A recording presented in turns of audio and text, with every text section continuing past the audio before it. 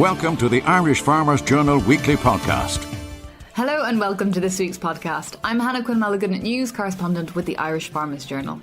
Coming up in the show this week, we ask Commissioner for Agriculture Phil Hogan if farmers ever match the expectations of the European environmental lobby. 20% reduction in greenhouse gas emissions in the last 20 years.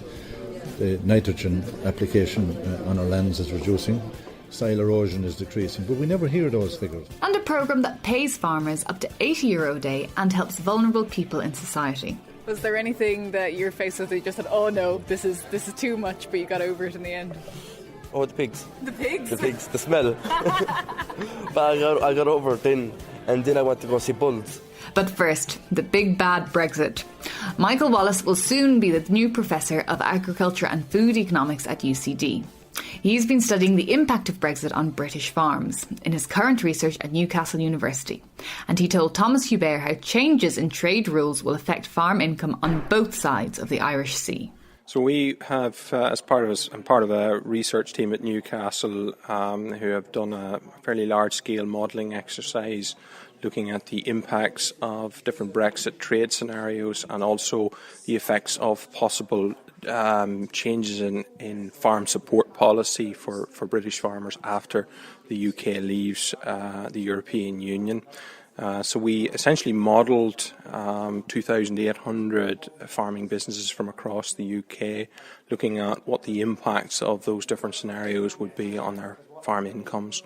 And what it has really, I suppose, shown is that some of these trade scenarios would be particularly negative, particularly if the government goes down the route of a unilateral type free trade arrangement where they expose the industry to much more competition from global exporters, and that's particularly the case in sensitive sectors like beef production in particular.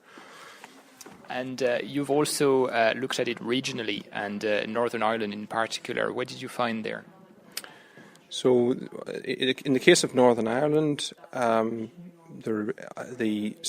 industry there is probably slightly more vulnerable than for the UK as a whole, and that is mainly due to the fact that the beef and sheep sectors are much more important in Northern Ireland than they probably are across in, say, for example, England.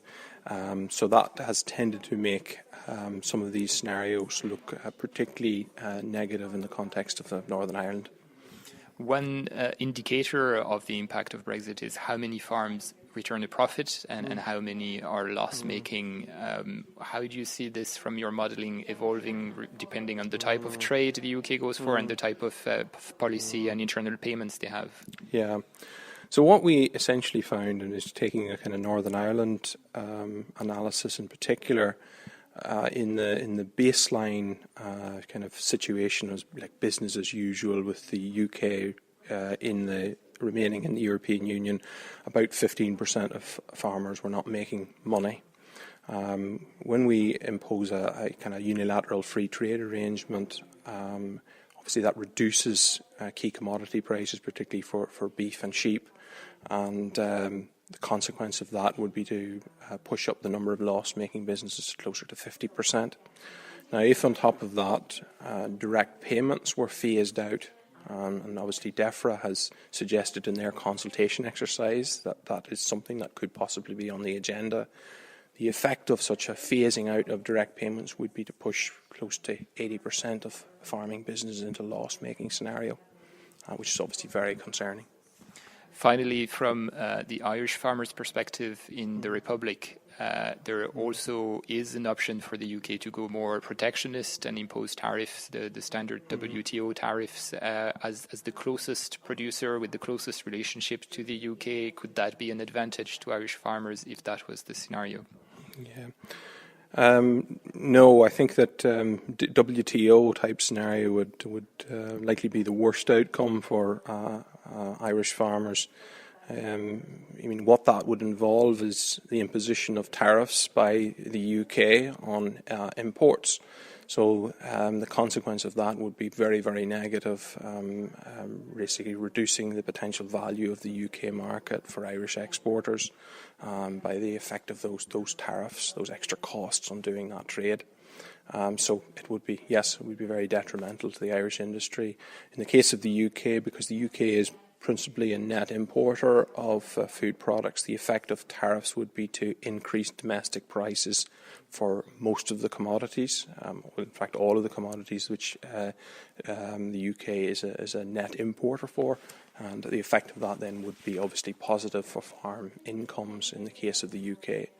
But that is quite an extreme kind of policy type outcome or trade scenario outcome, because I think both the EU and the UK would be obviously quite keen to avoid a kind of a WTO type scenario that would be viewed as very detrimental to trade flows for both. Okay, Michael Willis, thank you very much. Thank you. You're listening to the Irish Farmers Journal podcast. Many farmers expect the next CAP 2020 budget to be dominated by the environmental lobby. But can they ever meet the demands of the European environmental lobby? Well, Phelim O'Neill was in Brussels and quizzed Commissioner for Agriculture Phil Hogan on the issue. I don't think you can ever meet totally the expectations of the environmental lobby, but farmers are doing a lot already, and it's never really properly acknowledged by many of our lobbies. 20% reduction in greenhouse gas emissions in the last 20 years. The nitrogen application on our lands is reducing. Soil erosion is decreasing, but we never hear those figures from. So is the communication issue then? Are we failing to communicate that properly in the agri-press and across the piece? Farmers get on with their business and they do their job, and at the end of the day, farmers and policy have to work together to deliver on many issues like food security, like public goods. Like farmers have to be economical, they have to be environmentally conscious, and the policy has to be socially tuned as well. So there are many policy areas that farmers and agriculture are involved in that have to tick many boxes, and that's not ever. I've never seen that fully acknowledged by some of my friends in the environmental lobby. Moving on, there's not much point discussion in the detail of the budget. We don't know what it's going to be yet. Clearly, there's going to be budgetary pressures. But with that in mind, and again, you got it from the floor today about the distribution of the payments of the CAP. Do you think that you can realign payments in a way that will at least satisfy some of that criticism that's made of the 80-20 rule at the minute? Well, I think we can do better on the fairer distribution of payments, and we will be making proposals to try and achieve some of that. It's up to the legislators subsequently then if they wish to do more on that. And of course a lot depends then on the issues around convergence, transfer of monies from west to east. Will depend on the level of budget that the Budget Commissioner will propose on the 2nd of May for agriculture. So I suppose I'm in a better position in about 8 weeks' time to be able better answers to those questions. But you did say when I think it was the Lithuanian questioner put it to you, you are committed to a convergence with the East, but you say that will be dictated by the amount of money. It's not a case of principles one thing, having the money to deliver it's another. Yes, that's the truth, and that's the way it will be. And I suppose the final point then, Commissioner, you were very robust again, and we've heard you number of times saying this, the issue of renationalisation of the CAP. There's going to be no renationalisation. It'll be an implementation that will be devolved to Member States. Well, this is a simplistic soundbite that's put out that the new CAP communication is about renationalisation of policy. Nothing could be further from the truth.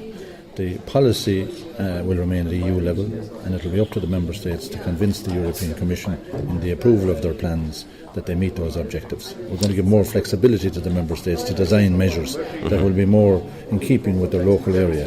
The one-size-fits-all hasn't worked, so we're actually going to give the flexibility to the Member States to be able to generate the necessary measures and progress to be able to accommodate their own local conditions. You've been across the length and breadth of the European Union at this stage to engage in the citizens' dialogue. Do you feel that your ideas are getting traction out there amongst the members, the Member States? Yes, I think more and more that people hear about the fact that we want to simplify and modernise the policy. We want to give more discretion to the Member States in coming up with their own programmes to meet EU-wide objectives. The more we explain this, I think that the more people understand that this is the way to go if we're serious about simplifying the policy. Commissioner Hogan, thank you very much. We hope that you're enjoying this Irish Farmers Journal podcast. Find out more at farmersjournal.ie. Now, we've all probably seen billboards across the country touting an anti-dairy message. But as the dairy industry continues to expand, what can it do to combat negative or even fake news reports? News editor Katrina Morrissey spoke to New Zealand environmental manager Kate Scott at the Nuffield Ireland conference called Fake News and its Implications for Agriculture about what we can learn from our Kiwi counterparts. Look, I think when I've been touring around Ireland for the last week, the opportunities that are ahead of you, particularly in your dairy sector, are very exciting. But I think the opportunity, or the things that you could take from New Zealand, is actually taking a measured approach to your growth. What we have found is that on the back of high dairy prices, there was a large rush to actually go out and convert every piece of land. And on reflection, there's a lot of people questioning whether what we have done has been sustainable. So it's taken us, an opportunity now for us in New Zealand to go back and think, is that the right approach, and how do we ensure that our industry is sustainable? So I think that's a great opportunity for you guys to do that piece up front rather than rushing out. But also, probably my key point is to make sure that you collaborate, that you continue to have those positive conversations across all sectors of your community. And one of the other points that you brought up was the fact that there needs to be a way of dealing with the individuals who maybe can do damage to an entire sector by slipping of standards or whatever. Has that happened in New Zealand, and is there a method now to say this farmer is the exception rather than the rule? Yeah, look, I think that's a really difficult problem to tackle, and certainly all the challenges in the news media stories that we see around people harming animals, being the poor performers, is certainly not reflective of our industry in any way. The challenge is, how do we actually leave those people behind, because they are not good for our industry, and they're actually not good farmers. So I think that becomes a collective thing that we all need to manage together, and through some positive peer pressure perhaps, we can actually lift everyone's standard of performance. And I wouldn't like to see us get to the point where we're having to have licences to be farmers, but I think if we can all work together as an industry, hopefully we can avoid the need to do that. Stay tuned, because still to come, a family expresses their dismay at continued fair deal charges and a programme that pays farmers up to €80 a day. Minister Creed gives cold shoulder to farmers. In this week's Irish Farmers Journal, it's up to farmers to manage fodder supplies, Minister tells Oireachtas. Frisian calf prices on the rise. Extortionate vacant site levy for farmland. Where is the promised stamp duty relief for farmers? And find out which bank is considering a farm loan sell-off. And in Irish Country Living, don't miss your free 30-page guide to sport horse breeding in Ireland. Plus, expert gardening advice in our ground care special. Inside this week's Irish Farmers Journal, on sale today. The Fair Deal scheme continues to cause a number of issues for farm families with loved ones in nursing homes. Hilda O'Brien spoke to news correspondent Thomas Hubert about how proposed changes to the Fair Deal scheme will save her family more than €125 a week on her father's care home. Well, it's working that the farm is on a 5-year cap and the house is on a 3-year cap. Daddy was 4 years in the nursing home in January this year, so the cap of the house is after being reduced, but there's still the financial cost from the asset of the farm. And how much is this costing you every week? It's costing us now €297.51 a week. And that's based on the pension, the farm, everything that your father and your family is assessed as having as resources? Yes, it is, yeah. Now, the government is proposing that the farm charge could end after 3 years, just like the house charge. How would that make a difference for you? Well, it would be a great difference, because it would mean that the pension that Daddy's getting would cover his costs, and he'd still have money left over that I could save for him. Okay, and at the moment, what kind of things do you have to bring the family around to support that you could maybe let the pension cover? Well, it could cover, you know what I mean, I'm paying for his pharmacy, his chiropodist and haircut every month, so that would cover that every month for me, and I'd be able to save a little bit extra for him, and then for ourselves, then we'd have extra money for things at home to do with the house and things like that. And then we're talking about a small enough farm. Your brother is farming it. You were telling me it's not really making enough money to cover the charges at the moment. Well, no, it's because my brother works full time as well, so he just has dry stock. So it's basically, you know what I mean, ticking over for him, which I find is frustrating, because just because it wasn't out of the name, you know what I mean. We gain nothing from it as a family. He's ticking over, as I say, wish it, Yeah, and there's no way the farm would cover the charges you're being liable to pay at the moment. No, it wouldn't. No. Okay, Hilda, thank you very much, and I hope for you and other families in the same situation those changes are approved. Thanks. The Irish Farmers Journal Weekly Podcast. Social farming brings people from some of the most vulnerable sectors in society, such as long-term unemployed and intellectual disabilities, and involves some inactivities on family farms. It also provides farmers with up to €80 per day per participant and could involve more farmers in the future if it receives the go-ahead to be included in the next stream of CAP funding. I attended a conference in Dublin where over 150 people were present and heard directly from a participant and farmer Mike O'Connell from Limerick. It's about giving back, and life has been probably good to me. I have, myself and my wife have 4 healthy children. Things have been okay for us. We have finished our mortgage and that type of stuff, so it's great to give back something, and it's both good for the participants and the farmer. It's good for our mental health and to keep our feet on the ground. So we have a young man here next to me, so will you introduce yourself just for listeners who can't see you? Yeah, my name is Patrick O'Brien. I'm from Abbeyfield, County Limerick. So what was it like day one? Because I grew up on a farm, so I kind of, used to the rough and tumble aspect of it now, but I imagine you have a couple of cattle. Is that what you have, Mike? So had you ever worked with cattle before, or? No, I worked with horses, but I'd never worked with cattle or sheep or pigs, not like that before, only for Mike. When I first went to Mike's farm, I didn't know what to do first until Mike taught me. And then the first week, it was kind of quiet. The second week, then we were kind of learning. By the end of it, we knew what to do then. Was there anything that you were faced with that you just said, "Oh no, this is too much," but you got over it in the end? Oh, the pigs. The pigs? The pigs, the smell. But I got over it then, and then I went to go see bulls, and he brought me to his field to show bulls, and don't remember, I was afraid of him, but I broke my fear, So now, I won't walk into a feeble bull, just in case. But I would stand here and I would look right at him. I wouldn't be afraid to go over to him anymore. So. And would you have a favourite aspect? Would it be showing? What would it be? Definitely the ponies in me. Yeah. Walking the ponies, feeding them. Rubbing them down, combing them. Probably washing them. So ponies and sheep would be my favourite thing in the farm. But Mike, that all takes a fair amount of patience to show someone what to do. I mean, farmers would be impatient with their own children sometimes, and their own children would know what to do. I mean, how was it for you? Because was it 4 youngsters that you had? It's slightly different for me. I came from a very busy business, dealing with people all the time, where I got a buzz for 32 years. So suddenly you find yourself at home on your farm, which is lovely. But the one day of the week was lovely to get that buzz back on the farm and to deal with.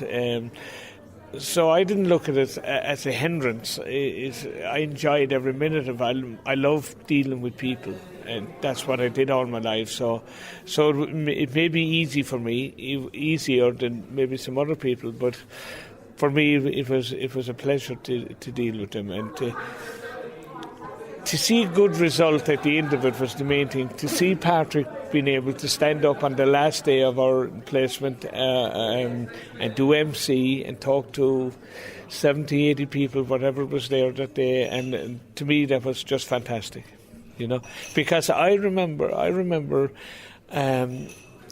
when I was Patrick's age, I would not stand up in front of and it's something that I was always very nervous of.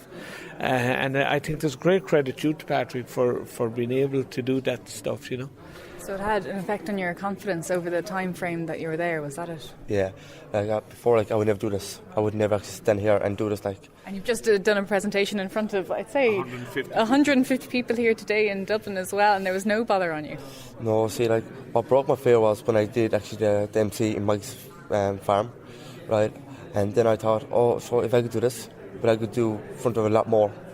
And then, when Richie actually told me about this, right there and then I said yes.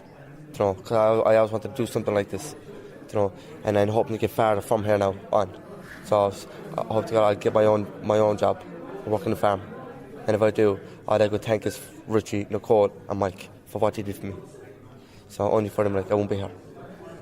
And we have Richie here next to us. So Richie, just there, that was very touching, but just if you could introduce yourself there for listeners. Yeah, so my name is Richie. I'm a youth justice worker in Freuga's West Limerick Garda Youth Diversion Project down in Limerick. And that was very touching there, what Patrick said. I mean, but how did you get him into it in the first place? How did you recognise that this could be something he could do? I suppose I'd come across the programme over a year ago, and I suppose heard it spoken about in a different sector, but wondered on how I can apply to my work in the youth justice section, and did a bit of research myself, and we spoke with the coordinator down in West Limerick. We met with Mike the farmer, and we decided it's something that we can apply to our work, and we discussed it with four of the lads from the project, and they all seemed up for it. There was an element of, is this child labour at one stage? But you know what, they really took it on board well, and they enjoyed the placement.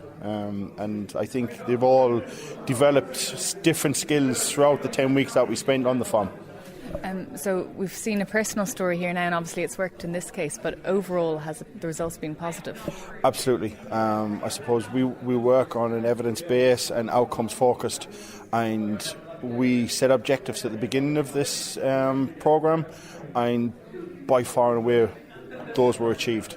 We looked at empathy, impulsivity, communication, all of those skills that we try to develop in with the young people that we work with, and definitely they were all achieved and surpassed in some cases, definitely. And that's it from this week's podcast. You can keep up to date with all the farm news through our Twitter, Facebook and Snapchat, or check out our Instagram if you just like to see pictures of pretty cows. The sound engineer this week was Ferdia Mooney, and I'm Hannah Quinn Mulligan. The Irish Farmers Journal podcast, online at farmersjournal.ie and on iTunes every Thursday.